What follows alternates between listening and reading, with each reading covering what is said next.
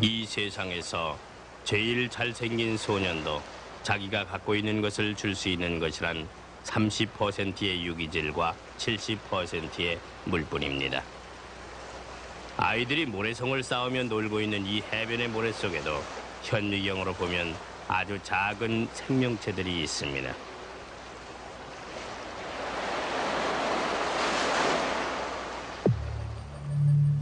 그 생명체들이란 모래 속에서 살 수 있게 적응된 동물들입니다. 예를 들어 먹이를 찾는 데 쓰는 2개의 촉수를 갖고 있는 원시적인 이 지렁이가 그렇죠. 아니면 길이 2mm짜리 해삼의 사촌격인 아주 작은 이 동물이 그렇습니다. 몸이 어찌나 투명한지 방금 전에 먹은 단세포 해조가 소화기관 속에 들어있는 모습이 다 보입니다. 또한 유동성의 골격을 이루게 해주는 석회질의 이 갈고리 모양도 보이는군요.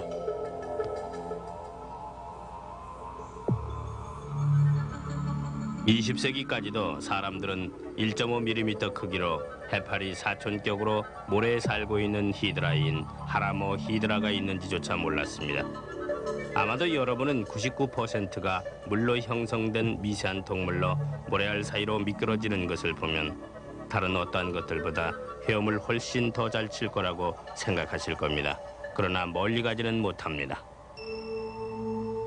그런데 멀리 가는 게 여기 있습니다. 해파리는 요컨대 무엇으로 이루어졌을까요? 의산과 내산, 이렇게 두 피층과 두 사이에 젤라린 층이 가시라고 부르는 상부를 형성하고 있습니다. 그리고 종처럼 생겼다고 볼 수도 있죠. 밑으로 늘어진 튜브가 종으로 치면 추에 해당될 것입니다. 그리고 그 튜브 끝에 해파리의 입이 있습니다. 그것은 입이기도 하고 동시에 항문이기도 하죠. 그래요. 갖고 있는 걸로 만들다 보니 그렇게 됐답니다. 이것이 바로 별로 많지 않은 유기질로는 만들어낼 것이 그리 많지 않다는 증거이기도 합니다.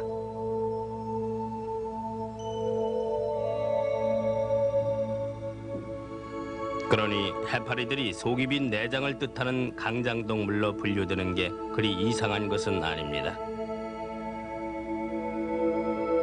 그런데 무리를 지어 이동하는 이 코티로리자들을 주시해보기로 하죠. 이것의 그리스어 이름은 단순히 엎어놓은 스프 그릇 혹은 샐러드용 그릇과 닮았음을 뜻하는 이름입니다. 그 엎어놓은 밑부분에 뿌리가 늘어뜨러져 있는 것입니다. 이 해파리가 할 수 있는 게 얼마나 있는지 살펴보기로 하죠. 먼저 이 해파리는 떠다니는 게 아니라 헤엄을 치면서 다닌답니다. 해파리는 갓에다 바퀴살의 역할을 하는 것과 주변 장치 역할을 하는 2개의 근육 세트를 갖추기 위해 자신이 갖고 있는 1%의 유기질 중 단 몇몇 %만을 사용할 뿐이랍니다.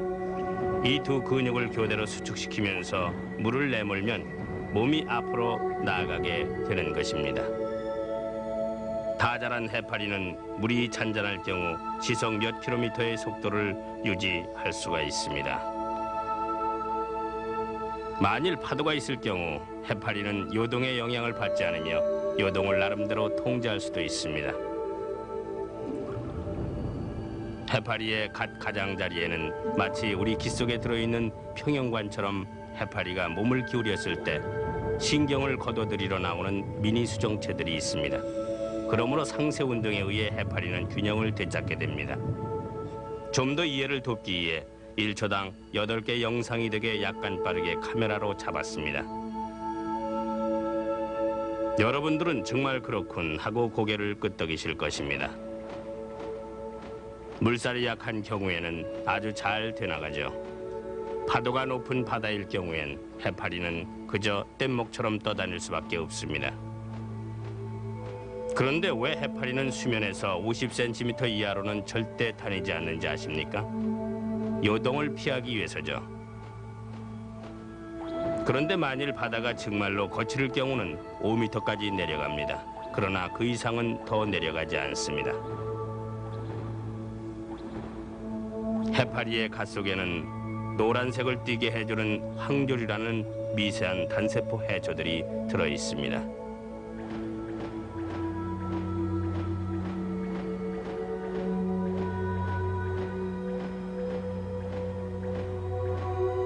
이 해조류들은 마치 온실 속에 들어있는 것처럼 말하자면 해파리의 유리 지붕을 통해 광합성을 하고 있습니다. 그 대신에 이들은 해파리들에게 자신들이 광합성을 한 탄수화물의 일부를 띄워주게 됩니다. 그러므로 광합성 플랑크톤이 별로 많지 않은 바다에선 매우 편리하죠. 해파리는 그런 식으로 아무것도 사로잡지 않고도 오랫동안 버틸 수가 있습니다. 결국 해파리는 해상 정원을 갖고 있는 셈이죠. 해파리가 항상 수면으로부터 50cm에서 5m 깊이 사이에만 다니는 이유는 수면에서 오는 동요를 피해야 한다는 것과 식물 친구들을 위해 빛을 받을 수 있는 거리를 유지해야 하기 때문입니다. 해파리는 냄새도 맡을 수 있는 쇠포를 갖고 있는 갓주위의 광감성 쇠포에 의해 빛을 포착합니다. 그러므로 이처럼 99%가 물로된 말하자면 젤라린 질로 된 해파리는 첫째 속도를 조절할 수 있으며 둘째 몸의 균형을 조정할 수 있으며 셋째 정해진 층사에서만 다닌다는 의지를 가질 수 있으며 넷째로 물살에 저항할 수 있다고 하는 것입니다. 네 번째의 증거로는 색소로 된 것은 물살에 휩쓸리는 데 비해서 해파리는 덜 떠밀리고 있다는 점입니다. 해파리들은 아무데로나 떠밀리게 되면 좋지 않기 때문이지요.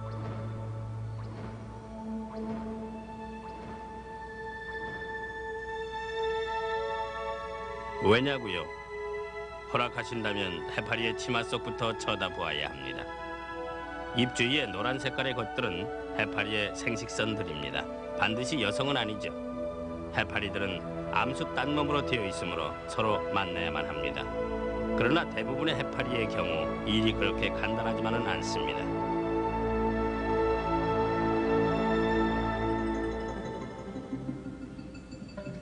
이것은 앞으로 해파리가 될 것이 자라고 있는 모습입니다. 지금 여러분들이 보는 것은 즈음 크기가 10분의 1mm짜리로 어항에서 쭉 자라고 있는 모습을 5,700배 빠르게 고속 촬영한 모습입니다. 지금 2단계로서는 아직 해파리와는 거리가 먼 산호의 폴립과 같은 한 개의 폴립일 뿐입니다. 다른 점이 있다면 석회질의 애골격을 갖추지 않았다는 점이죠.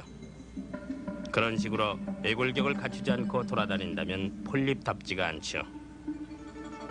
그러나 이것은 우선 돌아다니지 않으며 암초나 해초 등 바다 및 어디에서든지 몸을 고착시킵니다. 지금은 유리 같지만요. 그리고 아직은 성이 없습니다. 반대로 새끼 플랑크톤을 마비시키기 위한 독이 묻은 초소형 화살을 갖춘 촉수가 생기기 시작합니다.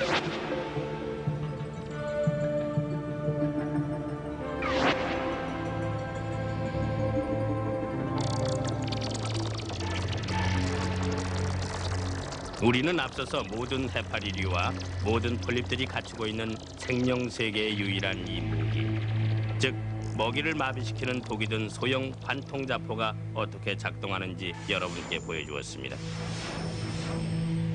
오늘은 그보다 더 훨씬 특별한 모습을 보시게 되겠습니다. 먼저 이 시스템을 다시 보기로 하죠. 액체독을 담고 있는 캡슐. 독 안에는 속이 비어있는 미세한 자사가 포경선 로프처럼 감겨져 있습니다. 먹이가 닿게 되면 뚜껑이 열리며 발사가 됩니다.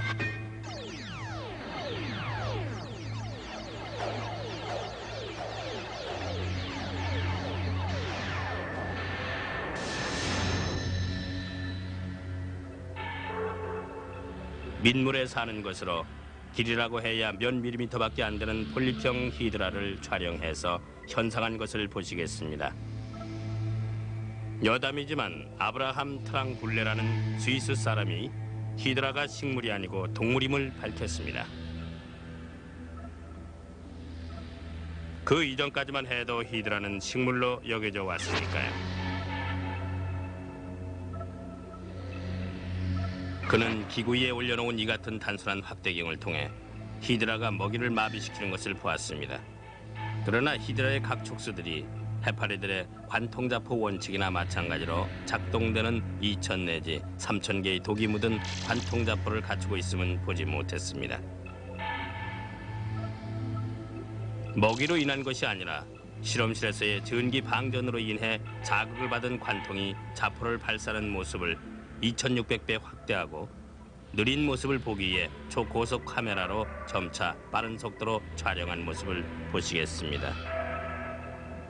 자, 초당 5,000개의 영상으로 찍은 것으로 위에서 오른쪽에 관통을 주의해 보십시오.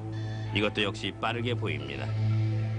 초당 12만 개의 영상, 출발 시 화살의 가속은 4만 가우스. 비교로 출발 시 로켓의 가속은 12 가우스로 인간은 이 이상은 감당해내지 못합니다. 초당 40만 개의 영상, 1차 시기 화살이 먹이를 관통합니다. 여기서는 먹이가 보이지 않습니다. 2차 시기 화살 끝에 해당하는 침이 벗어나면서 독이 묻은 관에게 자리를 물려주게 됩니다. 이 2시간 사이에 멈춘 순간은 150 피코초, 1 피코초란 1조분의 1초를 뜻하죠. 튜브는 그대로 먹이의 상처에 남게 됩니다. 히드라이건 혹은 해파리이건 이 같은 것은 마음대로 다시 만들어냅니다.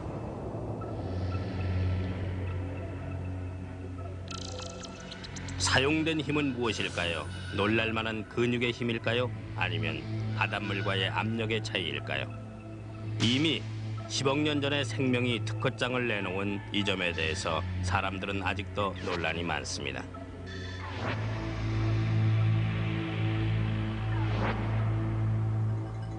우리가 앞서 다루었던 해파리를 만들어야 하는 폴립으로 다시 돌아가 보기로 합니다. 이 같은 놀라운 무기 덕분에 이 폴립은 양분을 갈취하며 자라게 됐습니다. 지금 크기는 2mm가 조금 못 되며 가로로 주군들을 내뻗기 시작합니다.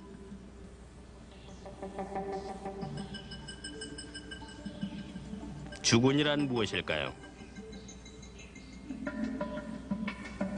예를 들어 딸기가 하는 것과 같은 것입니다. 즉, 덩굴 줄기를 내보내면 그 줄기는 조금 더 먼 데다 또 다른 딸기 뿌리가 내리도록 하는 것이죠. 바다에서는 폴립들이 이와 똑같은 일을 합니다. 폴립들은 주군들이 뻗어나가도록 하며 뻗어나간 주군들은 그물을 형성하기 위해 서로 합치게 됩니다. 그 그물 이곳저곳에서 다른 폴립들이 돋아나게 만드는 것입니다. 한편 우리가 보는 것처럼 해파리로 변하도록 돼 있는 폴립들이 있습니다. 한 번 더 힘내세요.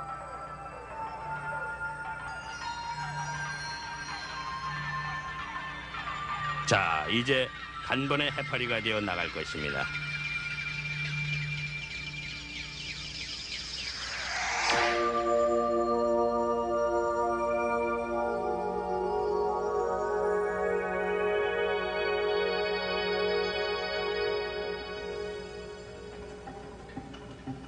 이 세대 폴립들이 줄기로부터 생겨나오게 하기 위해선 그 군체들을 잘 먹여야 하기 때문에 플랑크톤을 잡으면서 양분 조달만 하는 폴립들을 또 만들어야 합니다. 즉, 폴립들은 먹이를 잡지 않은 생식성 폴립들에게 주군의 관을 통해 양분을 공급합니다.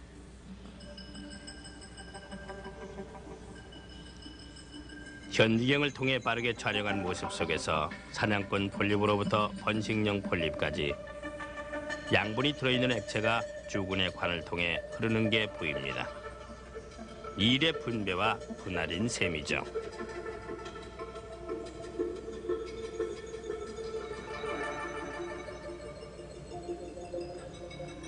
이 같은 게 99%가 물로 되어 있고 그렇기 때문에 해파리를 만들어내는 일에 협력할 수 없기 때문은 절대 아니랍니다.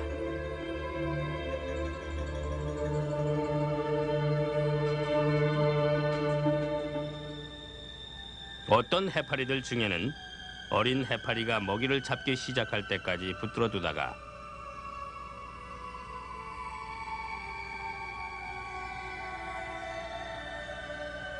먹이를 잡은 후에야 놓아주는 것들도 있습니다.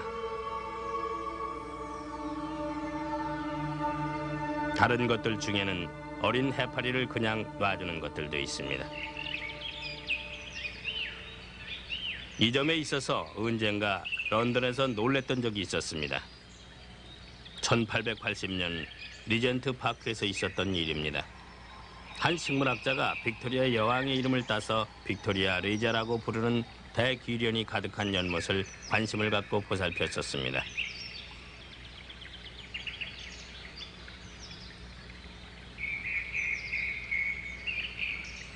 그런데 그가 물속에서 무엇을 찾아냈겠습니까? 초소형의 해파리였답니다. 그때까지만 해도 민물에는 해파리가 없는 걸로들 믿었습니다. 곧 이 해파리가 당연히 폴립에서 생겨난 것이라고 생각하게 됐죠. 그러나 4년이 지나고 난 후에야 비로소 그 폴립을 찾아냈습니다. 이것의 크기는 1mm도 안 되고 밑부분은 해초로 덮인 채 집단으로 살면서 핀보다도 더 작은 머리만 삐쭉 내밀고 있습니다. 머리 부분이 움직인다는 것을 잘 보이게 하기 위해서 여기선 현미경으로 빠르게 촬영한 것입니다. 이 폴립의 머리에는 촉수가 없고 여기 보이는 것처럼 몸 밖으로 나온 뾰족한 세포들을 갖추고 있습니다. 이 폴립들은 몸에서 떨어져 나오는 싹들을 만드는데 이들은 정상 속도로 촬영한 화면에선 전혀 움직이지 않는 것처럼 보입니다. 빠르게 돌리면 실제로 기는 모습이 보입니다.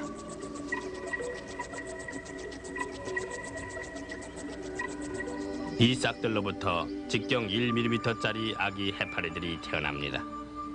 그렇다고 해서 갖출 걸 안 갖추고 나오는 것은 아닙니다.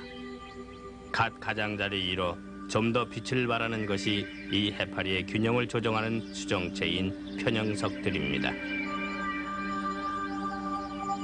다 자라도 해파리의 크기는 15mm를 넘지 않습니다. 갓의 방사관에 있는 흰색의 큰 살덩이들이 이들의 생식선입니다. 해파리들은 민물에 살건 바다에 살건 간에 다 자라서 헤엄치는 해파리들만이 생식선을 갖출 수가 있습니다.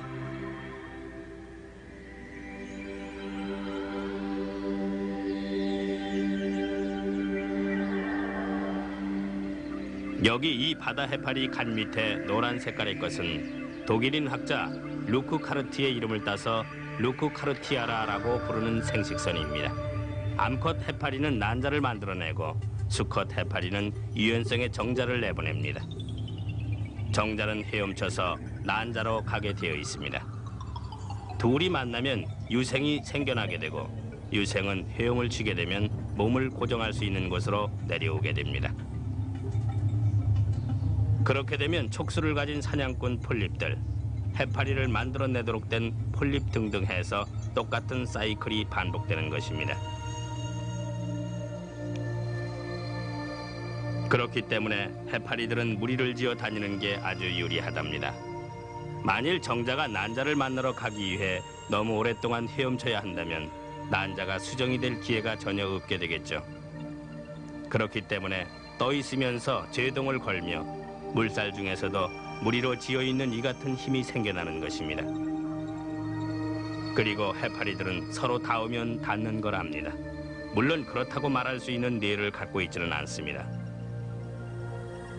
그러나 갓 주위로 나 있는 주변 감각세포들은 해파리 몸 안에 퍼져 있는 신경계에다 즉각적으로 그 사실을 알리면서 접촉에 반응을 하게 됩니다. 그러면 접촉을 유지하려는 동작이 있게 됩니다. 그래서 필요하다면 여러 부위와도 접촉이 가능하죠. 결국 이 해파리들은 지중해를 클럽처럼 이용하며 단체로 여행을 하고 다닌답니다. 파도이는 바다에서도 말하자면 사랑을 하면서 말입니다.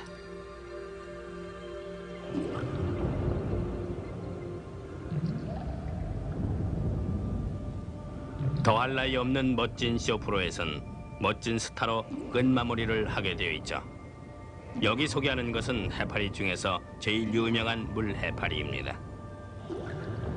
영국인들에게 문젤리, 중국인들에겐 바다의 달로 불리우고 라틴어로는 오델리아 오리타라고 합니다. 매우 아름답습니다. 그러나 위험하답니다. 현미경으로 본 물해파리의 촉수들은 그 유명한 미사일들로 구멍이 나 있습니다. 자사들이 발사되는 모습이 잘 보이는군요. 그런데 물 해파리보다 훨씬 작은 직경 2cm짜리 해파리들이 촉수를 614개까지 가질 수 있으며 각 촉수는 3,000개의 독이 든 관통자포, 즉 총 184만 2천 개의 자포를 가질 수 있음이 확인됐습니다. 오스트레일리아에선 이런 종류의 해파리가 사람들을 심장마비를 일으키게 해서 1년에 10명 정도를 죽게 하고 있습니다.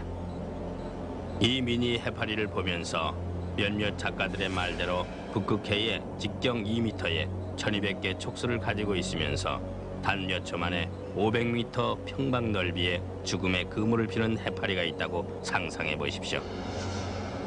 아직 그 누구도 경망스럽게 그것을 촬영하러 간 사람은 없었답니다.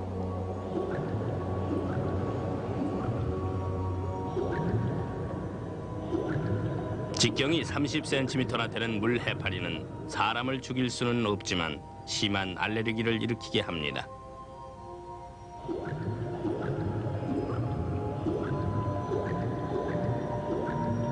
우리들이 물 해파리로 끝을 맺고 싶어한 것은 바로 횡분체 형성이라고 불리는 아주 아름다운 장면을 보여주고 싶어서였습니다. 봄이나 여름이 되어 바닷물이 따뜻해지면 물 해파리의 생식용 폴립들은 횡으로 분열을 하게 됩니다.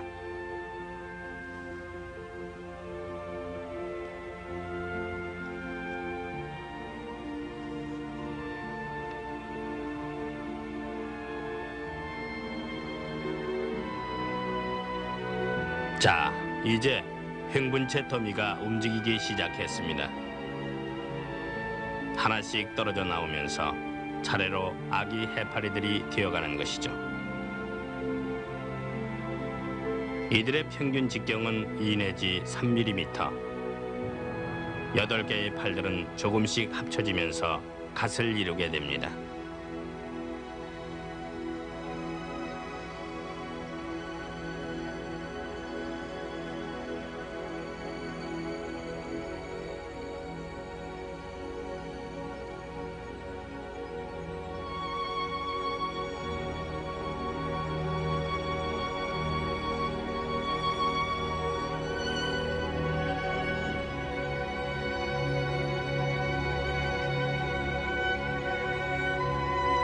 그 다음엔 해류 사이에 해파리 길을 만들게 되죠.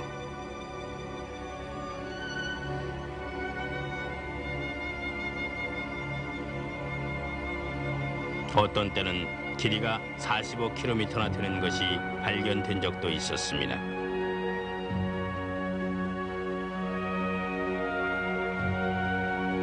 해파리들이 번식을 할 땐 물에 속한 것은 물에다 되돌려줍니다.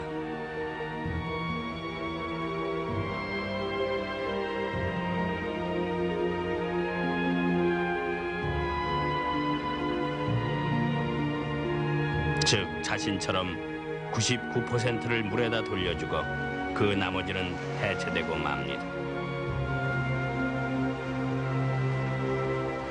아니면 버려져서 여기서 보듯이 해변에 놓이게 되던죠.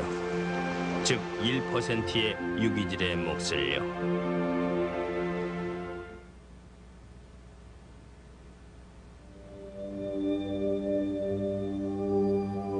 내가 만약 생명과 인터뷰를 할 수 있게 된다면 나는 이렇게 말했을 것입니다. 바다에서의 해파리들의 행동은 대단했습니다. 값으로 친다면 99%가 물이니 거의 공짜이고 1%가 유기질이죠. 값도 비싸지 않으면서 성능이 좋으니 그야말로 걸작입니다. 질과 부피의 관계에 대해서도 10억 년 전부터 만드신 것 중 더 잘 만드신 것은 없는 것 같군요. 유감입니다만 더 나은 걸 보여드릴 게 있습니다. 생명은 이렇게 말할 것입니다. 99% 이상의 물과 1% 이하의 유기질로 되어 있지만 만져서 느낄 수 없는 동물들. 이들 중 어떤 것들은 살짝만 건드려도 녹아버릴 정도랍니다. 이들은 모두 바다에 살며 종류에 따라 1cm 내지 10cm 정도의 크기며 몸은 유리처럼 투명합니다. 헤엄을 칠 때 사용되는 선모는 비판처럼 생겼다고 해서 질판류라는 이름이 붙게 됐습니다. 선모의 움직임은 그림자가 생기지 않기 때문에 바닷속의 자연적 채광 상태로는 거의 눈에 보이지 않습니다. 수력의 반작용을 이용하는 해파리들과는 달리 이처럼 선모를 흔들어서 헤엄을 칩니다. 분명히 사람들은 이렇게 말할 것입니다. 1% 이하의 유기질 뿐이라고요. 그리고 나머지는 물로 되어 있고요. 생명을 구성하는 최저치 미만이란 말이군요. 그저 팁인 셈이죠. 그런데 이들은 물에 있게 되면 당연히 노를 젓는답니다. 현미경을 느린 속도로 질판류 동물의 선모들이 어떻게 움직이는지를 보시겠습니다. 선모들은 다시 일어날 때 거의 빳빳한 상태가 됩니다. 그렇게 하면 정지 상태로 돌아올 때보다 물에 더 많은 압력을 미칠 수 있게 해주죠. 이들은 8개의 독립적인 질판대를 갖고 있습니다. 한쪽 질판의 선모들이 물에 힘을 줄 때 옆에 있는 질판대의 선모들은 제자리로 돌아옵니다. 이런 식으로 해서 질판류들은 끊임없이 방향을 바꿀 수 있으며 몸을 옆으로 돌려서 회전도 할 수 있습니다. 이렇게 하는데 별로 큰 힘을 들여서 하는 것은 아닙니다. 왜냐하면 1% 이하의 유기질 안에는 또한 아주 천천히 가라앉게만 해주는 물보다도 비중이 훨씬 적은 체액이 포함되어 있기 때문입니다. 여기서 선모를 움직이는 것은 단지 몸을 운전할 뿐이죠. 게다가 생명은 이 같은 경제적 모델에다 물속에서 몸의 자세를 조절해주는 독립적인 평형석을 여러 개 만들어 주었습니다.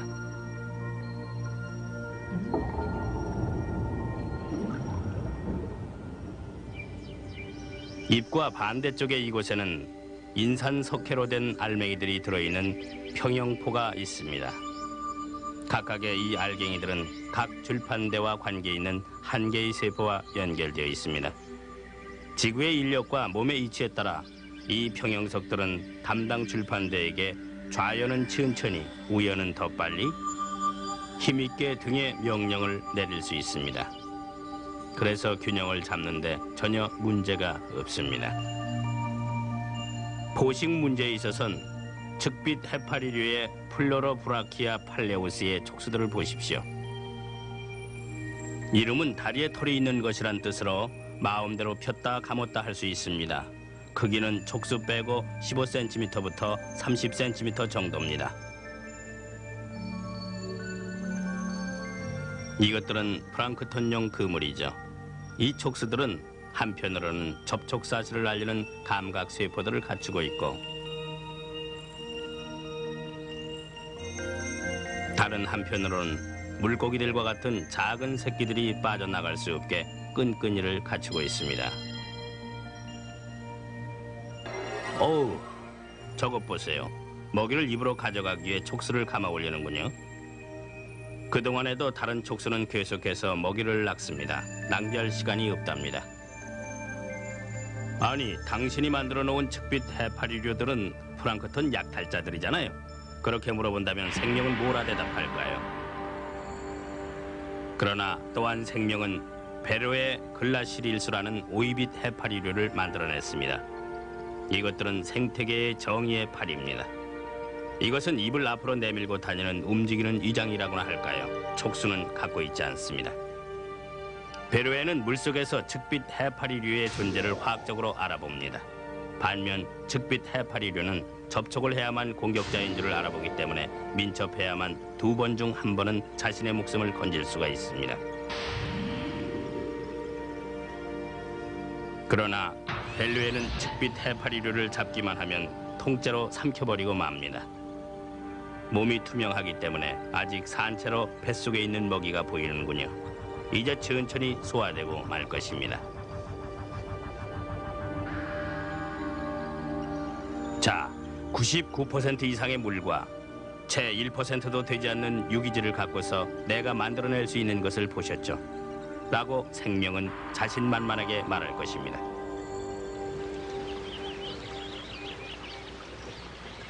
그런데 물은 다른 모든 것들과 마찬가지입니다.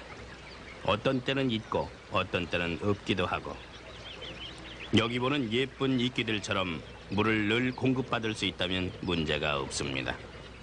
진화의 투쟁장에서 보면 이끼는 물을 점령하라는 임무를 띠고 맨 먼저 물에서 나올 수 있었던 특공대였습니다. 그런데 이곳에서 못 벗어난다고 해서 이들이 미칠 정도는 아닌가 봅니다. 옛날을 그리워하는 마음으로 이들은 물살에다 자기의 몸을 맡기고 있기 때문이죠. 샘에서 우리는 흔히 이끼를 볼 수 있습니다.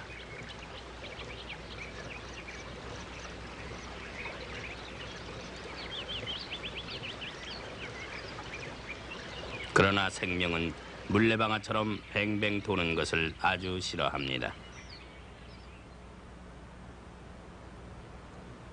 언제나 더 멀리 가야만 합니다.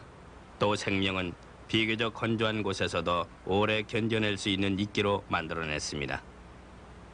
이 토르툴라 이끼는 여름 내내 건조한 북해 근처 모래 언덕에서도 살아남을 수 있는 이끼입니다. 살아남는다는 것은 그리 쉬운 일은 아닙니다. 거의 말라서 죽는 거나 다름이 없죠. 게다가 검게 변하기 때문에 마치 상복을 입은 것 같습니다. 그런데 안개가 끼인다든가 또는 바람이 불어 습한 안개를 몰고 온다고 생각해 보기로 하죠.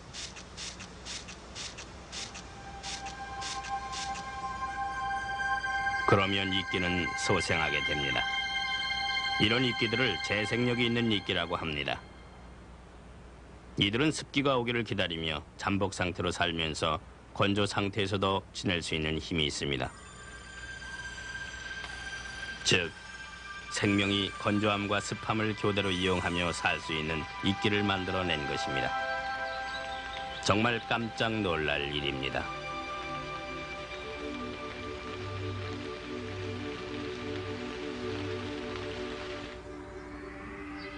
미세한 한 개의 포자로부터 가느다란 실처럼 생긴 것들이 나오며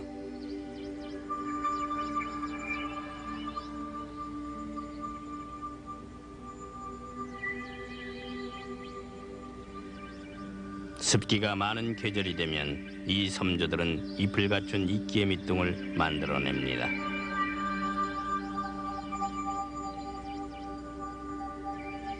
이 밑둥에서 잔가지들이 나오는데 그 중에 어떤 것은 암컷이고 어떤 것들은 수컷입니다. 암컷의 가지는 1mm를 넘지 못하며 줄기 끝에다 식물계에서 보기 드문 목이 길고 배가 불룩한 물병을 만들어내는데 이것이 성기관입니다. 그 속에는 한 개의 여성 세포가 있으며 목 부분엔 달콤한 농축 젤리가 있습니다. 적게 내린 비에도 충분히 열린 목 부분을 통해 물이 들어가서 젤리를 부풀리며 당분을 목 입구 주변에 분산시킬 수 있게 됩니다. 그러자마자 이에 이끌린 옆집의 수컷들이 밑둥으로부터 헤엄쳐 나와서 여성 세포가 있는 곳까지 거슬러 올라가게 됩니다. 역설적인지는 모르지만 승리를 거둔 정자란 물병 속에 남아있는 정자들이랍니다. 난소가 수정이 되면 생식부는 끝이 나게 되고 첫 번째 이끼 자리에서는 두 번째 이끼가 자라기 시작합니다.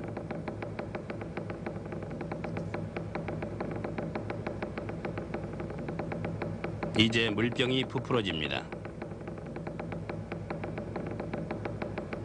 그리고 줄기를 만들면서 찢어지게 되는데 이 줄기는 포자가 들어있는 주머니 위로 올려 보내집니다. 줄기가 습기가 있을 때는 한쪽으로 몸을 뒤틀고 건조할 때는 다른 방향으로 몸을 뒤틀기 때문에 과거에는 이들을 습도게 만드는 데 사용했었습니다.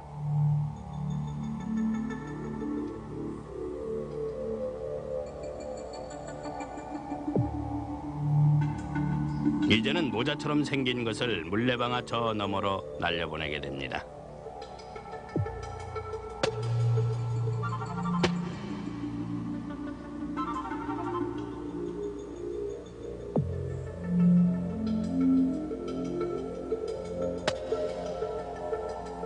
그리고 건조해지면 이중으로 나 있는 톱니 모양의 것이 벌어지면서 포자가 나오게 되고 그러면 모든 게 다시 시작되는 것이죠. 약간의 물, 다음엔 물이 전혀 없는 환경, 이렇게 계속 이어지는 것. 이것이 바로 생명이 이끼들과 하는 게임입니다.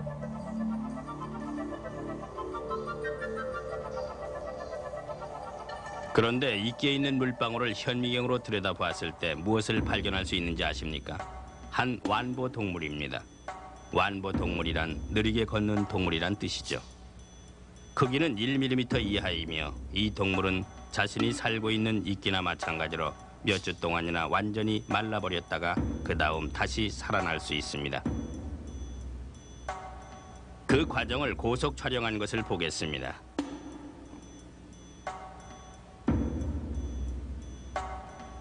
물이 없어지자 바싹 마른 작은 통 모양이 될 때까지 줄어들어 버립니다. 물을 다시 얻었을 때 이들은 부활했다고 말할 수는 없지만 그렇다고 죽었다고 말할 수도 없겠고, 다만 생명을 빼앗긴 채 지금 이것은 소생 상태에 놓여 있는 것입니다. 사람들은 아직도 이것이 어떻게 해서 가능한지 그 이유를 알지 못합니다.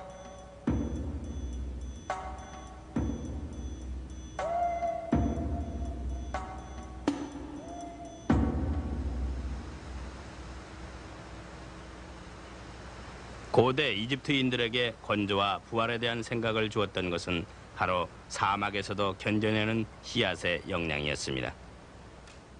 아프리카 남단에서 펼쳐지는 장관을 보시겠습니다. 이 해에는 14개월 동안 비가 내리지 않았습니다.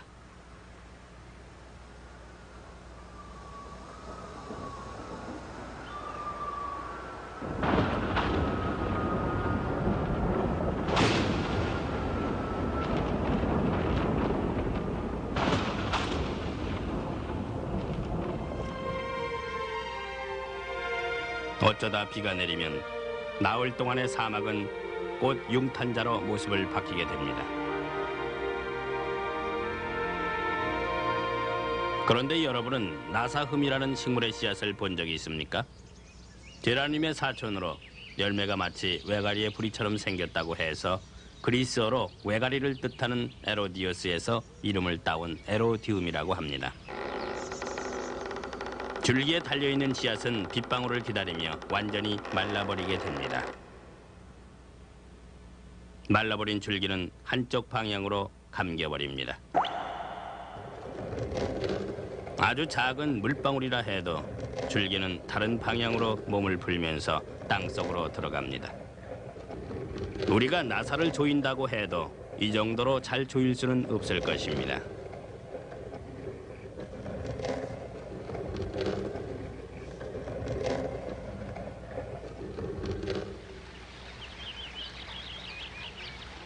씨앗을 건조시키는 데는 분명히 다른 이점이 있습니다. 바로 물이나 바람 등에 의해 쉽게 운반될 수 있게 하는 것이죠. 또는 우리가 다 알고 있듯이 갈고리 모양을 해서 동물들의 몸에 잘 붙게 해서 운반하는 것도 있고요. 잘 모르고들 있지만 생명은 이와 똑같은 수법을 몇몇 동물들에게도 적용하고 있습니다. 그중 제일 잘 알려진 게 트리옵스입니다. 그 이름은 눈이 세 개라는 뜻으로 두 개의 눈 외에 배 밑으로 눈 하나를 더 갖고 있답니다. 비바람이 그친 후 정원에 패인 물구덩이 속에서 발견할 수도 있으나 그리 쉽게 발견되지는 않습니다. 이것은 1738년 영국에서 발견된 일이 있고 다시 1904년 스코틀랜드에서 한 번 발견된 후로는 1948년까지는 다시 볼 수 없었습니다. 트리옵스는 미니 갑각류의 한 동물로 크기는 5 내지 6cm로 등에는 방패 모양의 배각을 갖고 있고 나무의 모양으로 된 60쌍의 부속질을 갖고 있는데 이는 걷거나 헤엄을 치는 데 사용됩니다. 그리고 작은 먹이를 잡을 수 있도록 물을 휘젓는 데도 쓰이는데 다리에는 아가미가 있기 때문에 호흡을 하는 데도 쓰입니다. 트리옵스가 사용하는 수법은 같은 종류의 갑각동물의 하나인 키로세팔루스의 것과 같은 것입니다. 이들은 2억 년 전에서 오늘에 이르기까지 조금도 변화한 게 없음을 화석에서 찾아볼 수 있습니다. 이들은 표면이 거칠거칠하고 아주 작은 알들을 까게 됩니다. 이 알들은 그 껄끄러움 덕분에 물을 마시러 웅덩이로 오는 새의 다리에 붙을 수가 있게 됩니다. 다리에 붙은 알은 건조해지는데 만약 철새에 붙었을 경우 대륙간을 나르는 긴 여행 중에도 살아남을 수가 있습니다. 다시 물웅덩이에 놓이게 되기 전까지 몇 해라도 기다릴 수 있답니다. 그러다 웅덩이에 놓이면 알은 부화하게 되고 다시 같은 일이 되풀이되는 것이죠.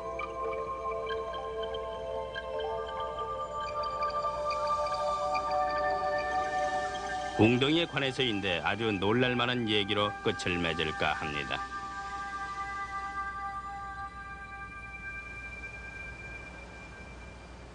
이곳은 아리조나의 사막지대입니다. 이곳에는 여러 달 동안 비가 내리지 않았었습니다. 식물의 씨앗을 비롯해서 모두가 비를 기다리고 있습니다.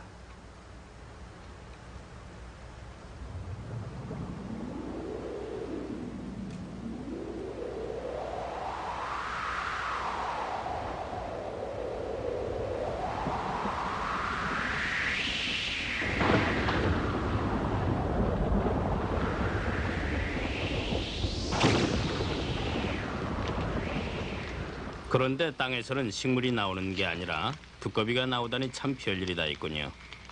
두꺼비가 건조한 모래 속에서 무엇을 할 수 있단 말인가요? 두꺼비는 물에서 나와서도 번식을 하기 위해선 물로 되돌아가야 하는 양서류인데 말입니다. 바로 여기에 얘기거리가 있습니다. 프랑스어로 스카피오프라고 불리는 이 두꺼비의 습성은 이렇습니다. 이름의 어원은 그리스어이며 삽 같은 다리를 의미하죠. 비가 오고 난 후 밖으로 나오기 위해 이 두꺼비는 밤이 되길 기다립니다. 급한 대로 빨리 식사를 끝내고는 바로 물이 있는 웅덩이로 향합니다. 웅덩이에는 암컷이 있을까요? 빨리 암컷을 하나 찾아야 합니다.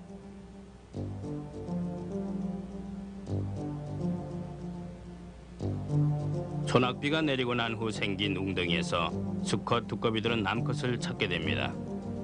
곧 태어날 이 새들은 이 웅덩이가 마르기 전에 빨리 나와야 합니다. 그 때문에 아래서 올챙이를 거쳐 두꺼비로 되는 과정은 다른 정상적인 양서류들에 비해서 4배나 빠릅니다.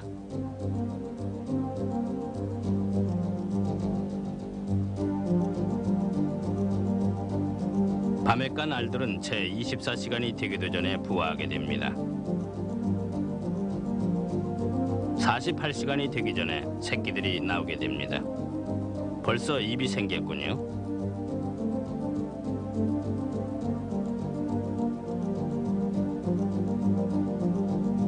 이들은 나오는 즉시 유기질 먹이를 먹기 위해 웅덩이 바닥을 뒤집니다. 때로는 운 좋게 민물 새우들을 만날 수 있죠.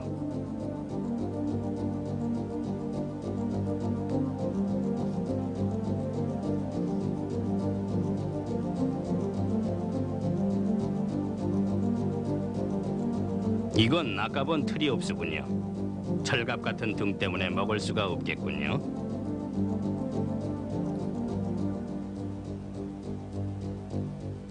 어쨌든 이 웅덩이가 소낙비로 인해서 생긴 거라면 먹을 게 없을 게 뻔합니다. 다는 아니더라도 상당수의 올챙이들은 돌연변이를 일으킨 것들의 덕을 보게 됩니다. 이들의 입이 피어나면서 육식 동물이 되어 자신의 형제들을 잡아먹게 됩니다. 아무 감정도 없고 지체할 시간도 없죠. 중요한 것은 종족을 번식하는 일이니까요. 3일이 지난 후 발육 상태가 좋은 것들에겐 뒷다리가 나오고 있습니다. 그러나 웅덩이에서는 나오지 못했습니다. 웅덩이 밖으로 나오지 못하는 게 태반입니다. 사막에서는 먹이가 적어 허리띠를 자주 조일 수밖에 없습니다. 그리고 위험도 따릅니다. 이렇게 웅덩이가 있고 올챙이가 있는 한 기회를 놓치지 않으려는 뱀이 있습니다.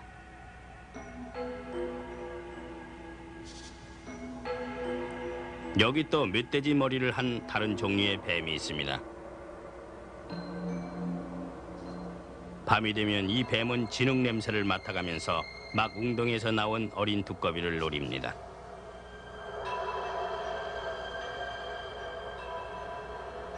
그러면 영원한 작별이 되는 것이죠.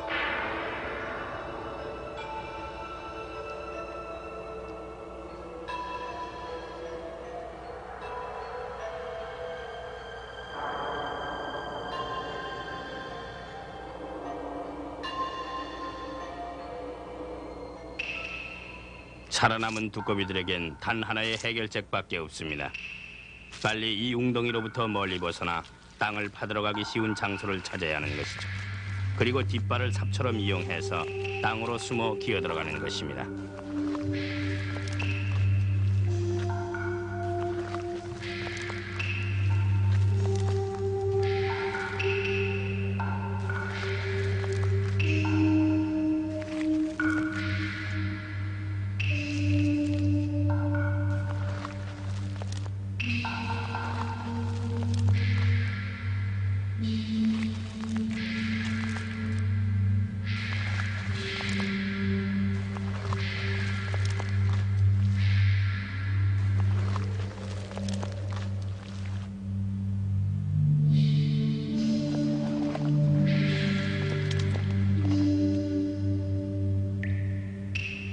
이 두꺼비들의 피부는 땅의 습기를 흡수하도록 특별하게 되어 있습니다. 그리고 만일 땅이 마르게 되면 체중의 60%까지의 수분을 거의 잃을 수도 있습니다. 그렇게 해서 몇 달씩 계속되는 건기를 이겨낼 수 있게 됩니다.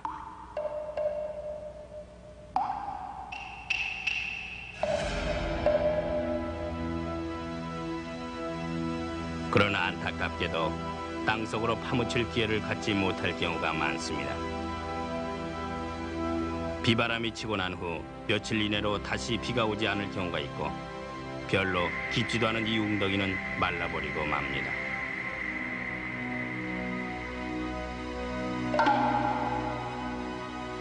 그러면 이곳은 곧 올챙이의 죽음뿐이죠.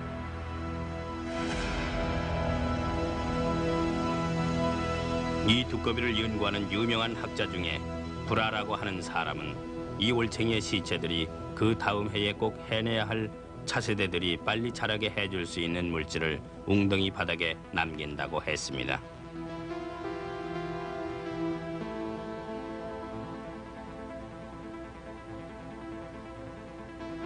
더 이상 살아있지 않은 0 몇 %밖에 안 되는 유기질의 잔해물이 이렇게 말하는 것 같습니다. 그래요. 이번에는 실패했어요.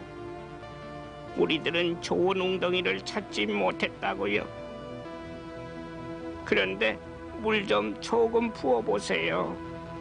아주 조금만요. 어떻게 되나 보게요.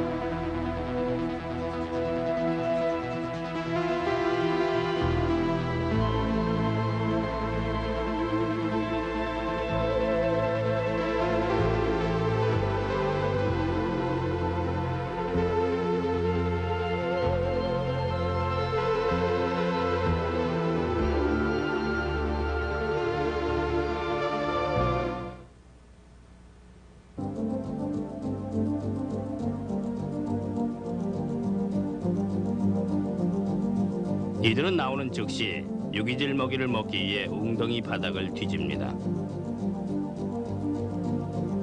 때로는 운 좋게 민물 새우들을 만날 수 있죠.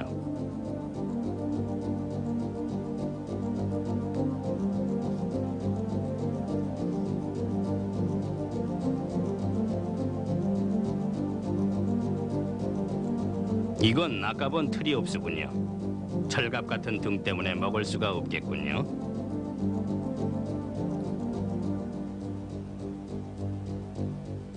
어쨌든 이 웅덩이가 소낙비로 인해서 생긴 거라면 먹을 게 없을 게 뻔합니다. 다는 아니더라도 상당수의 올챙이들은 돌연변이를 일으킨 것들의 덕을 보게 됩니다. 이들의 입이 피어나면서 육식 동물이 되어 자신의 형제들을 잡아먹게 됩니다. 아무 감정도 없고 지체할 시간도 없죠. 중요한 것은 종족을 번식하는 일이니까요. 3일이 지난 후 발육 상태가 좋은 것들에겐 뒷다리가 나오고 있습니다. 그러나 웅덩이에서는 나오지 못했습니다. 웅덩이 밖으로 나오지 못하는 게 태반입니다. 사막에서는 먹이가 적어 허리띠를 자주 조일 수밖에 없습니다. 그리고 위험도 따릅니다. 이렇게 웅덩이가 있고 올챙이가 있는 한 기회를 놓치지 않으려는 뱀이 있습니다.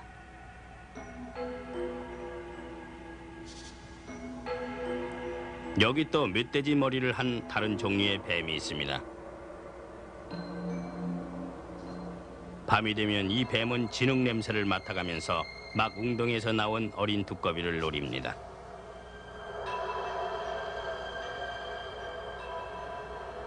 그러면 영원한 작별이 되는 것이죠.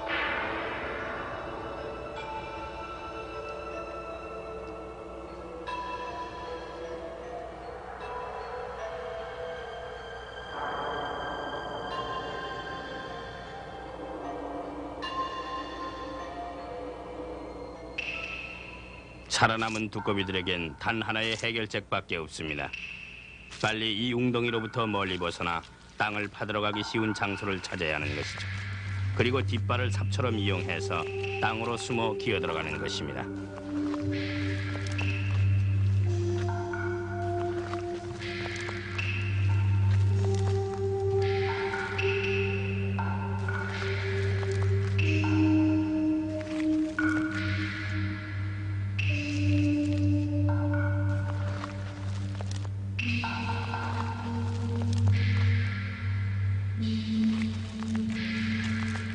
해파리는 그저 뗏목처럼 떠다닐 수밖에 없습니다. 그런데 왜 해파리는 수면에서 50cm 이하로는 절대 다니지 않는지 아십니까? 요동을 피하기 위해서죠. 그런데 만일 바다가 정말로 거칠 경우는 5m까지 내려갑니다. 그러나 그 이상은 더 내려가지 않습니다. 해파리의 갓 속에는 노란색을 띠게 해주는 항졸이라는 미세한 단세포 해초들이 들어 있습니다.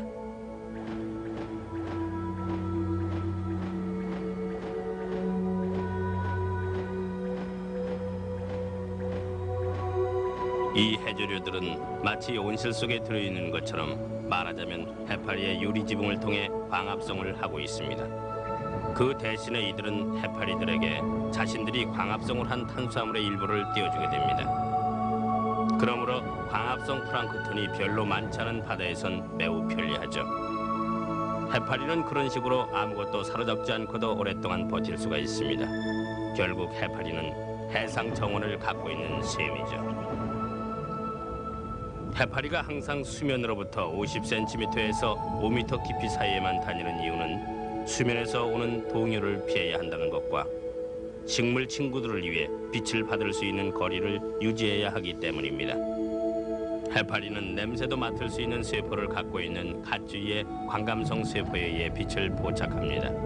그러므로 이처럼 99%가 물로된 말하자면 젤라린 질로 된 해파리는 첫째 속도를 조절할 수 있으며 둘째 몸의 균형을 조정할 수 있으며 셋째 정해진 층사에서만 다닌다는 의지를 가질 수 있으며 넷째로 물살에 저항할 수 있다고 하는 것입니다.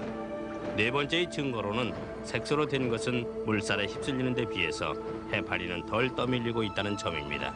해파리들은 아무데로나 떠밀리게 되면 좋지 않기 때문이지요.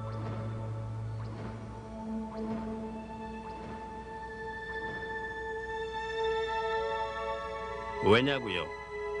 허락하신다면 해파리의 치마 속부터 쳐다보아야 합니다.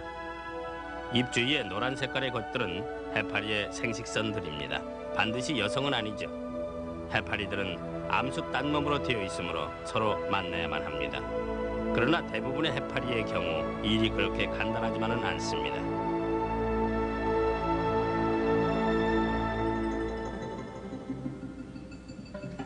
이것은 앞으로 해파리가 될 것이 자라고 있는 모습입니다. 지금 여러분들이 보는 것은 즈음 크기가 10분의 1mm짜리로 어항에서 쭉 자라고 있는 모습을 5,700배 빠르게 고속 촬영한 모습입니다. 지금 2단계로서는 아직 해파리와는 거리가 먼 산의 선무들이 물에 힘을 줄 때 옆에 있는 질판대의 선모들은 제자리로 돌아옵니다. 이런 식으로 해서 질판류들은 끊임없이 방향을 바꿀 수 있으며 몸을 옆으로 돌려서 회전도 할 수 있습니다. 이렇게 하는데 별로 큰 힘을 들여서 하는 것은 아닙니다. 왜냐하면 1% 이하의 유기질 안에는 또한 아주 천천히 가라앉게만 해주는 물보다도 비중이 훨씬 적은 체액이 포함되어 있기 때문입니다. 여기서 선모를 움직이는 것은 단지 몸을 운전할 뿐이죠. 게다가 생명은 이 같은 경제적 모델에다 물속에서 몸의 자세를 조절해주는 독립적인 평형석을 여러 개 만들어 주었습니다.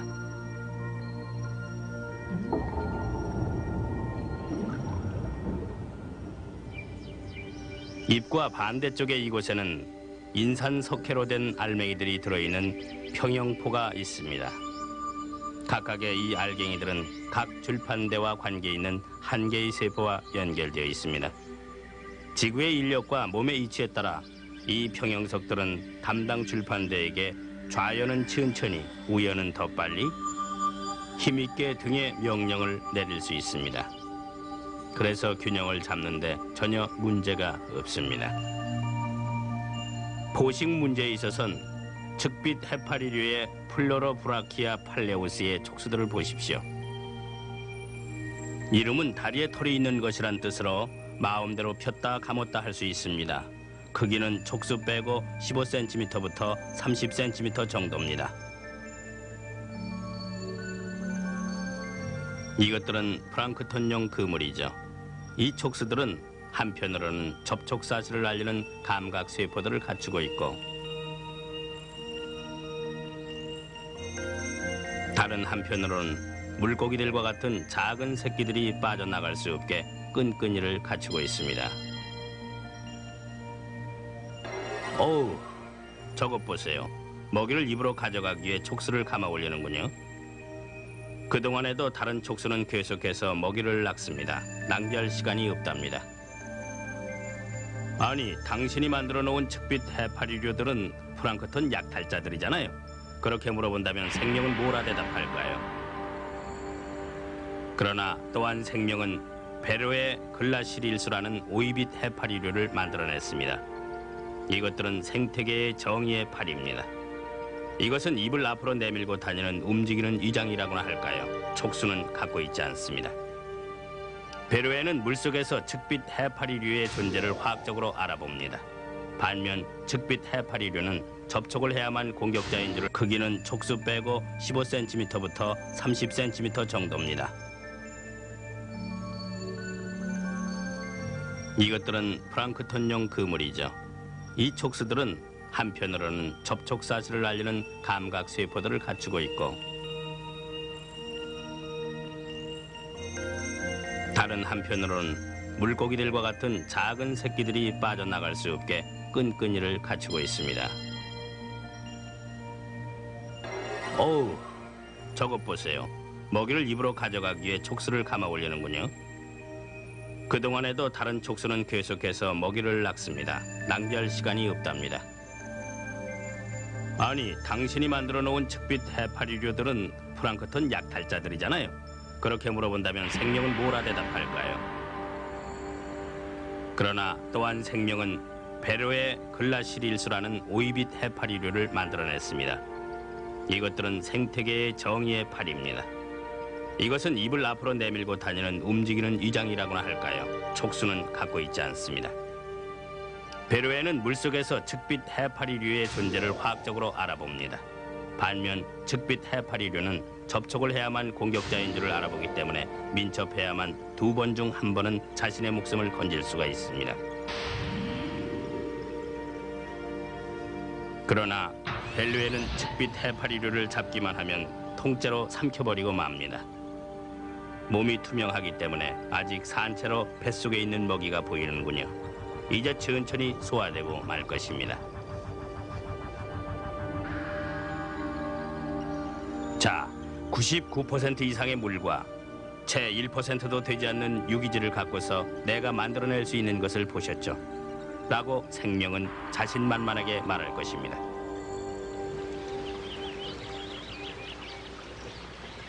그런데 물은 다른 모든 것들과 마찬가지입니다. 어떤 때는 있고 어떤 때는 없기도 하고, 여기 보는 예쁜 이끼들처럼 물을 늘 공급받을 수 있다면 문제가 없습니다. 진화의 투쟁장에서 보면 이끼는 물을 점령하라는 임무를 띠고 맨 먼저 물에서 나올 수 있었던 특공대였습니다. 그런데 이곳에서 못 벗어난다고 해서 이들이 미칠 정도는 아닌가 봅니다. 옛날을 그리워하는 마음으로 이들은 물살에다 자기의 몸을 맡기고 있기 때문이죠. 샘에서 우리는 흔히 이끼를 볼 수 있습니다.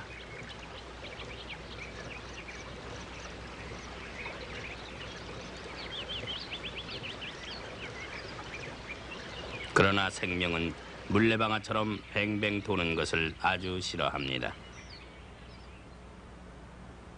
이를 마비시키는 독이든 소형 관통자포가 어떻게 작동하는지 여러분께 보여주었습니다.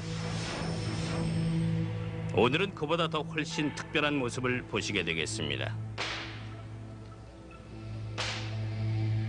먼저 이 시스템을 다시 보기로 하죠. 액체독을 담고 있는 캡슐.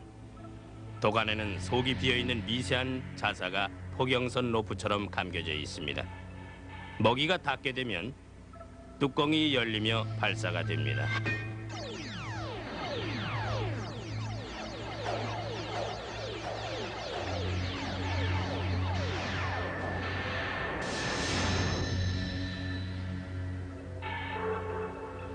민물에 사는 것으로 길이라고 해야 몇 밀리미터밖에 안 되는 폴립형 히드라를 촬영해서 현상한 것을 보시겠습니다.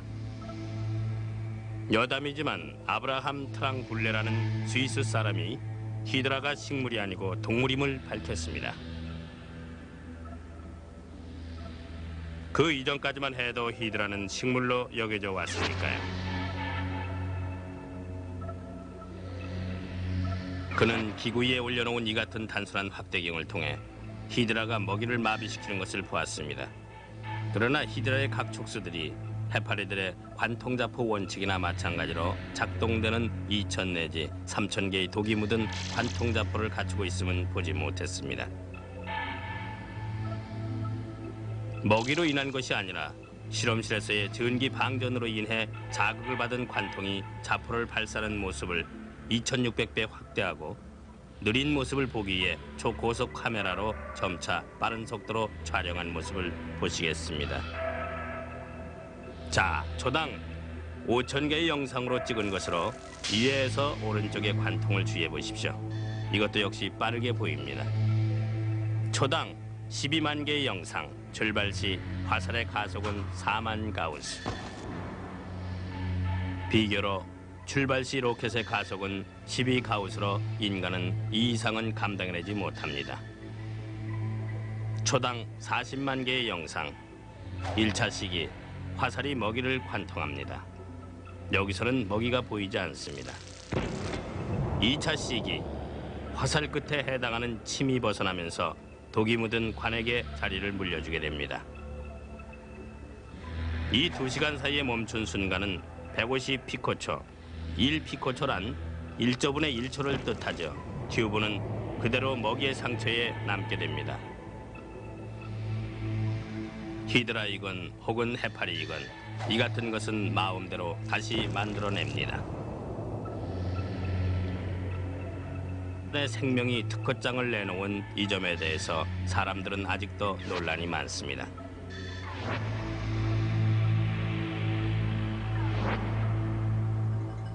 우리가 앞서 다루었던 해파리를 만들어야 하는 폴립으로 다시 돌아가 보기로 합니다. 이 같은 놀라운 무기 덕분에 이 폴립은 양분을 갈취하며 자라게 됐습니다. 지금 크기는 2mm가 조금 못 되며 가로로 주군들을 내뻗기 시작합니다.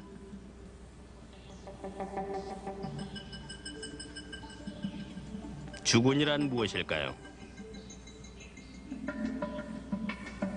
예를 들어 딸기가 하는 것과 같은 것입니다. 즉, 덩굴 줄기를 내보내면 그 줄기는 조금 더 먼 데다 또 다른 딸기의 뿌리가 내리도록 하는 것이죠. 바다에서는 폴립들이 이와 똑같은 일을 합니다. 폴립들은 주군들이 뻗어나가도록 하며 뻗어나간 주군들은 그물을 형성하기 위해 서로 합치게 됩니다. 그 그물 이곳저곳에서 다른 폴립들이 돋아나게 만드는 것입니다. 한편 우리가 보는 것처럼 해파리로 변하도록 돼 있는 폴립들이 있습니다. 한 번 더 힘내세요.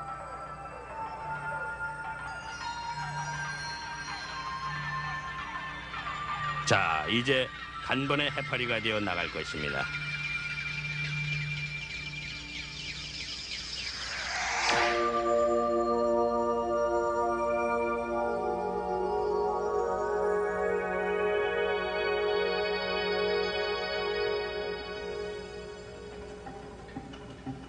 이 세대 폴립들이 줄기로부터 생겨나오게 하기 위해선 그 군체들을 잘 먹여야 하기 때문에 플랑크톤을 잡으면서 양분 조달만 하는 폴립들을 또 만들어야 합니다. 즉 폴립들은 먹이를 잡지 않은 생식성 폴립들에게 주군의 관을 통해 양분을 공급합니다.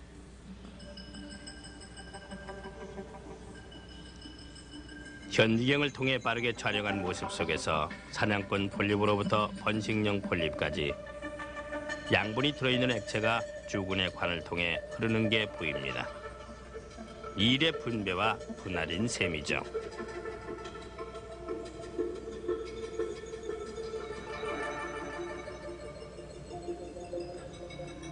이 같은 게 99%가 물로 되어 있고 그렇기 때문에 해파리를 만들어내는 일에 협력할 수 없기 때문은 절대 아니랍니다.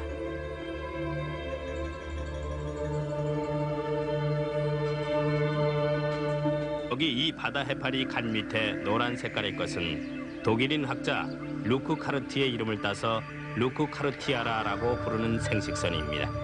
암컷 해파리는 난자를 만들어내고 수컷 해파리는 유연성의 정자를 내보냅니다. 정자는 헤엄쳐서 난자로 가게 되어 있습니다. 둘이 만나면 유생이 생겨나게 되고 유생은 헤엄을 치게 되면 몸을 고정할 수 있는 곳으로 내려오게 됩니다. 그렇게 되면 촉수를 가진 사냥꾼 폴립들, 해파리를 만들어내도록 된 폴립 등등 해서 똑같은 사이클이 반복되는 것입니다.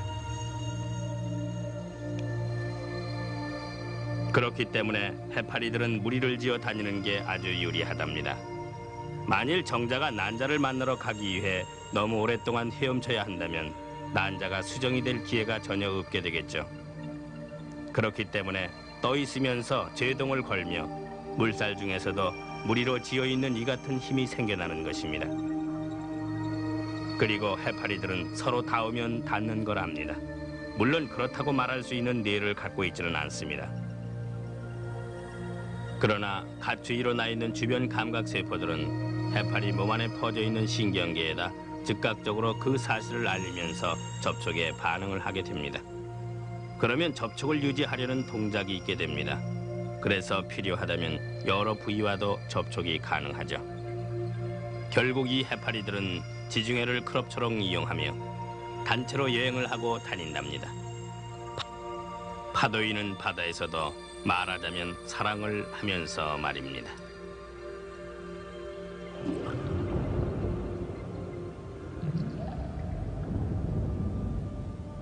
더할 나위 없는 멋진 쇼프로에선 멋진 스타로 끝마무리를 하게 되어 있죠. 여기 소개하는 것은 해파리 중에서 제일 유명한 물해파리입니다. 영국인들에게 문젤리, 중국인들에겐 바다의 달로 불리우고 라틴어로는 오델리아 오리타라고 합니다.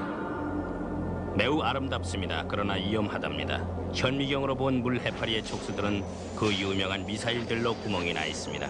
자사들이 발사되는 모습이 잘 보이는군요. 그런데 물해파리보다 훨씬 작은 직경 2cm짜리 해파리들이 촉수를 614개까지 가질 수 있으며 각 촉수는 3,000개의 독이 든 관통자포, 즉 총 184만 2,000개의 자포를 가질 수 있음이 확인됐습니다. 오스트레일리아에선 이런 종류의 해파리가 사람들을 심장마비를 일으키게 해서 1년에 10명 정도를 죽게 하고 있습니다. 이 류들은 마치 온실 속에 들어있는 것처럼 말하자면 해파리의 유리 지붕을 통해 광합성을 하고 있습니다. 그 대신에 이들은 해파리들에게 자신들이 광합성을 한 탄수화물의 일부를 띄워주게 됩니다. 그러므로 광합성 플랑크톤이 별로 많지 않은 바다에선 매우 편리하죠. 해파리는 그런 식으로 아무것도 사로잡지 않고도 오랫동안 버틸 수가 있습니다. 결국 해파리는 해상 정원을 갖고 있는 셈이죠. 해파리가 항상 수면으로부터 50cm에서 5m 깊이 사이에만 다니는 이유는 수면에서 오는 동요를 피해야 한다는 것과 식물 친구들을 위해 빛을 받을 수 있는 거리를 유지해야 하기 때문입니다. 해파리는 냄새도 맡을 수 있는 쇠포를 갖고 있는 갓 주위의 광감성 쇠포에 의해 빛을 포착합니다. 그러므로 이처럼 99%가 물로된 말하자면 젤라린 질로 된 해파리는 첫째 속도를 조절할 수 있으며 둘째 몸의 균형을 조정할 수 있으며 셋째 정해진 층사에서만 다닌다는 의지를 가질 수 있으며 넷째로 물살에 저항할 수 있다고 하는 것입니다. 네 번째의 증거로는 색소로 된 것은 물살에 휩쓸리는 데 비해서 해파리는 덜 떠밀리고 있다는 점입니다. 해파리들은 아무데로나 떠밀리게 되면 좋지 않기 때문이지요.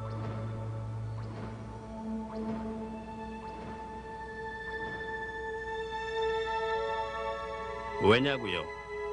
허락하신다면 해파리의 치마 속부터 쳐다보아야 합니다. 입 주위의 노란 색깔의 것들은 해파리의 생식선들입니다. 반드시 여성은 아니죠. 해파리들은 암수 딴몸으로 되어 있으므로 서로 만나야만 합니다. 그러나 대부분의 해파리의 경우 일이 그렇게 간단하지만은 않습니다.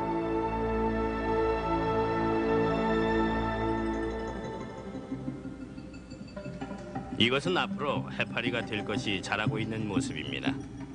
지금 여러분들이 보는 것은 즈음 크기가 10분의 1mm짜리로 어항에서 쭉 자라고 있는 모습을 5,700배 빠르게 고속 촬영한 모습입니다. 지금 2단계로서는 아직 해파리와는 거리가 먼 산호의 폴립과 같은 한 개의 폴립일 뿐입니다. 다른 점이 있다면 석회질의 애골격을 갖추지 않았다는 점이죠. 그런 식으로 애골격을 갖추지 않고 돌아다닌다면 폴립답지가 않죠. 그러나 이것은 우선 돌아다니지 않으며 암초나 해초 등 바다 및 어디에서든지 몸을 고착시킵니다. 지금은 유리 같지만요. 그리고 아직은 성이 없습니다. 반대로 새끼 플랑크톤을 마비시키기 위한 독이 묻은 초소형 화살을 갖춘 촉수가 생기기 시작합니다.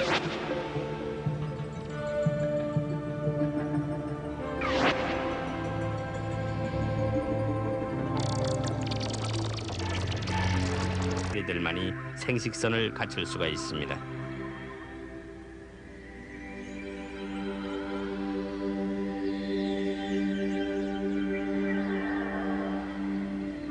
여기 이 바다 해파리 간 밑에 노란 색깔의 것은 독일인 학자 루크 카르티의 이름을 따서 루크 카르티아라라고 부르는 생식선입니다.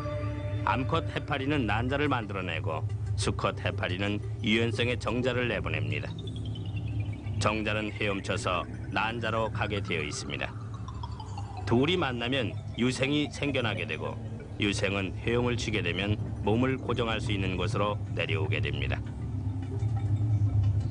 그렇게 되면 촉수를 가진 사냥꾼 폴립들, 해파리를 만들어내도록 된 폴립 등등 해서 똑같은 사이클이 반복되는 것입니다. 그렇기 때문에 해파리들은 무리를 지어 다니는 게 아주 유리하답니다. 만일 정자가 난자를 만나러 가기 위해 너무 오랫동안 헤엄쳐야 한다면 난자가 수정이 될 기회가 전혀 없게 되겠죠. 그렇기 때문에 떠 있으면서 제동을 걸며 물살 중에서도 무리로 지어있는 이 같은 힘이 생겨나는 것입니다.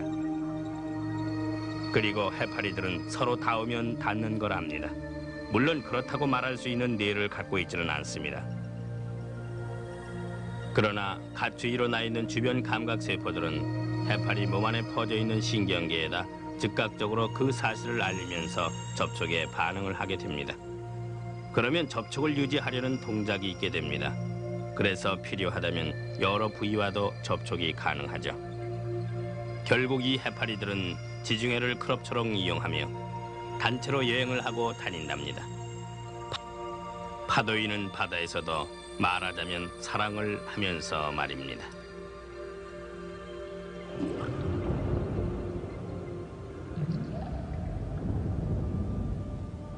더할 나위 없는 멋진 쇼프로에선 멋진 스타로 끝마무리를 하게 되어 있죠. 여기 소개하는 것은 해파리 중에서 제일 유명한 물 해파리입니다. 영국인들에게 문젤리, 중국인들에겐 바다의 달로 불리우고 라틴어로는 오델리아 오리타라고 합니다.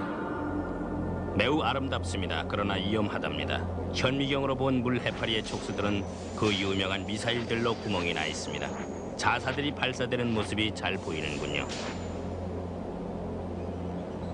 그런데 물 해파리보다 훨씬 작은 직경 2cm짜리 해파리들이 촉수를 614개까지 가질 수 있으며 각 촉수는 3,000개의 독이 든 관통자포, 즉 총 184만 2,000개의 자포를 가질 수 있음이 확인됐습니다. 아니면 길이 2mm짜리 해삼의 사촌격인 아주 작은 이 동물이 그렇습니다. 몸이 어찌나 투명한지 방금 전에 먹은 단세포 해조가 소화기관 속에 들어있는 모습이 다 보입니다. 또한 유동성의 골격을 이루게 해주는 석회질의 이 갈고리 모양도 보이는군요.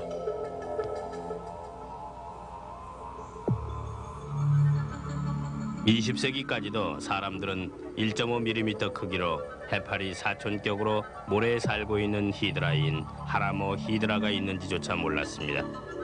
아마도 여러분은 99%가 물로 형성된 미세한 동물로 모래알 사이로 미끄러지는 것을 보면 다른 어떠한 것들보다 헤엄을 훨씬 더 잘 칠 거라고 생각하실 겁니다. 그러나 멀리 가지는 못합니다. 그런데 멀리 가는 게 여기 있습니다. 해파리는 요컨대 무엇으로 이루어졌을까요? 일산과 내산, 이렇게 두 피층과 두 사이에 젤라린 층이 가시라고 부르는 상부를 형성하고 있습니다. 그리고 종처럼 생겼다고 볼 수도 있죠. 밑으로 늘어진 튜브가 종으로 치면 추에 해당될 것입니다. 그리고 그 튜브 끝에 해파리의 입이 있습니다. 그것은 입이기도 하고 동시에 항문이기도 하죠. 그래요. 갖고 있는 걸로 만들다 보니 그렇게 됐답니다. 이것이 바로 별로 많지 않은 유기질로는 만들어낼 것이 그리 많지 않다는 증거이기도 합니다.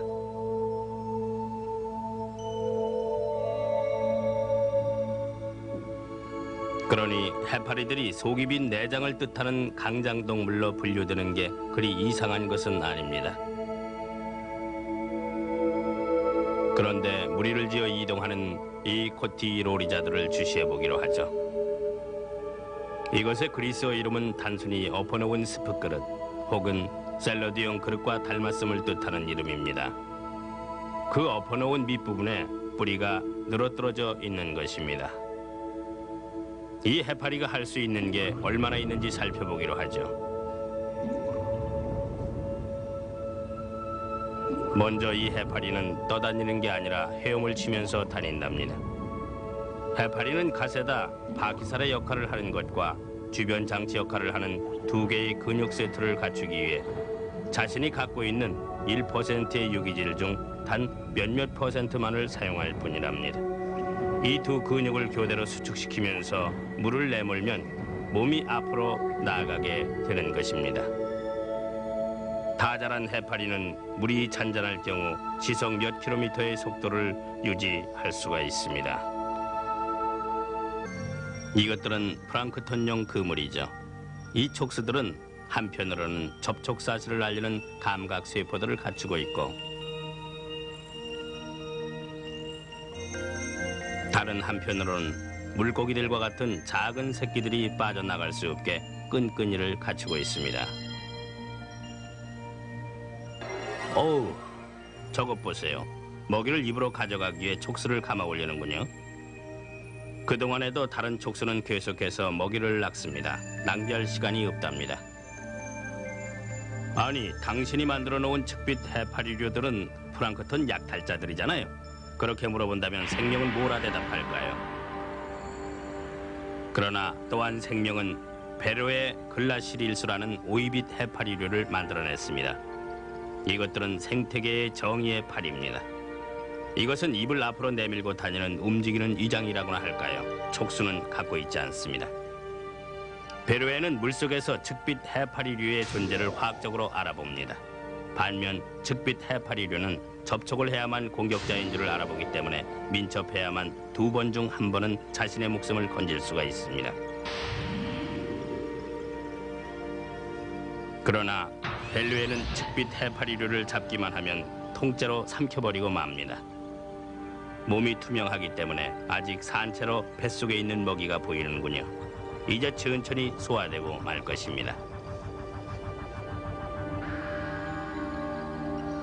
자, 99% 이상의 물과 채 1%도 되지 않는 유기질을 갖고서 내가 만들어낼 수 있는 것을 보셨죠? 라고 생명은 자신만만하게 말할 것입니다.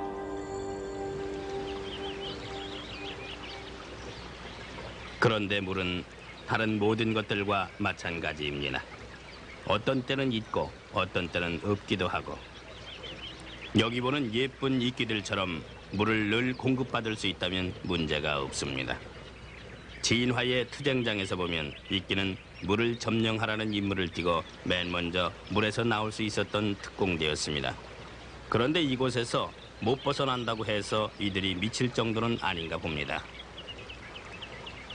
옛날을 그리워하는 마음으로 이들은 물살에다 자기의 몸을 맡기고 있기 때문이죠. 샘에서 우리는 흔히 이끼를 볼 수 있습니다.